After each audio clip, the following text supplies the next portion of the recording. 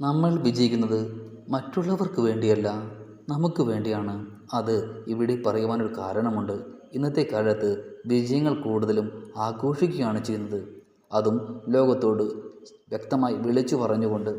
ഒരു കാർ വാങ്ങിയാൽ ഫേസ്ബുക്കിൽ പോസ്റ്റ് ചെയ്തു, പ്രൊമോഷൻ കിട്ടിയാൽ ഫേസ്ബുക്കിൽ പോസ്റ്റ് ചെയ്തു. അങ്ങനെ പലതുമാണ് ഇപ്പോൾ ചെയ്തുകൊണ്ടിരിക്കുന്നത്. വിജയം വിളിച്ചു പറയേണ്ട ഒരു കാര്യവുമില്ല, അത് ഒളിച്ചു വെച്ചു സംരക്ഷിക്കേണ്ട ഒന്നാണ് എന്ന് ചാണക്യൻ പറയുന്നു. എന്തുകൊണ്ടാണ് ഇങ്ങനെ ചെയ്യുന്നത്? നിങ്ങളുടെ വിജയങ്ങൾ എല്ലാവരോടും പറയരുത്. കാരണം എല്ലാവരും നിങ്ങൾ വിജയിക്കുന്നത് ഇഷ്ടമുള്ള കാര്യമല്ല. അത് അപകടമാണ്. നിങ്ങൾ വിജയിച്ചു എന്ന് പുറത്തറിഞ്ഞാൽ അത് അവർക്ക് അസൂയ ഉളവാക്കും.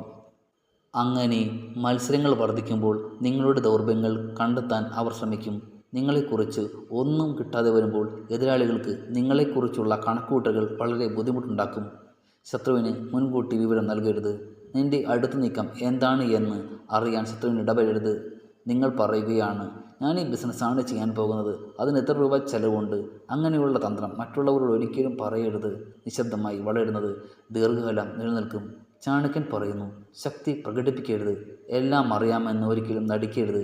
കാരണം ശബ്ദമുള്ള രാജാക്കന്മാർ പലതും പറയുന്ന കൂട്ടത്തിൽ അവരുടെ ദൗർബല്യത്തെക്കുറിച്ചും അവരുടെ ശക്തിയെക്കുറിച്ചും എല്ലാം പറയും. അത് മറ്റുള്ളവർക്ക് കണക്കൂട്ടലുകൾ എളുപ്പമാക്കും. അധികാരം ദുരുപയോഗം ചെയ്യരുത്.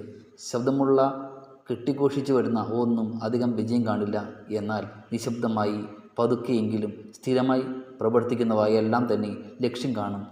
പുഞ്ചിരിക്കുന്നവർ എല്ലാവരും സുഹൃത്തുക്കളല്ല. മിന്നുന്നതെല്ലാം പൊന്നല്ല എന്ന് പറയുന്നതുപോലെ തന്നെയാണ്. നിങ്ങളുടേതെല്ലാം പൊന്നല്ല. വിജയത്തിൽ എല്ലാവർക്കും സന്തോഷമുണ്ടാവില്ല. ചിലർ സഹായിക്കാൻ വരും, സുഹൃത്തുക്കളായി മാറും. എന്നാൽ അവർ ഉള്ളിൽ ഉഗ്രവിഷമുള്ള പാമ്പുകളെ പോലെയാണ്. നമ്മുടെ തോൽവികൾ ഇഷ്ടപ്പെടുന്ന, നമ്മളൊന്ന് വീണു കാണാൻ ഇഷ്ടപ്പെടുന്നവരായിരിക്കും. അതിനാൽ വിജയത്തിൻ്റെ ഓരോ ഘട്ടവും എല്ലാവരോടും പങ്കുവയ്ക്കേണ്ട കാര്യമില്ല. ഈ നിശബ്ദതയാണ് നമ്മുടെ ശക്തി. നിങ്ങൾ എവിടെയാണ്, എന്തു ചെയ്യുന്നു എന്ന് ആരും അറിയില്ല.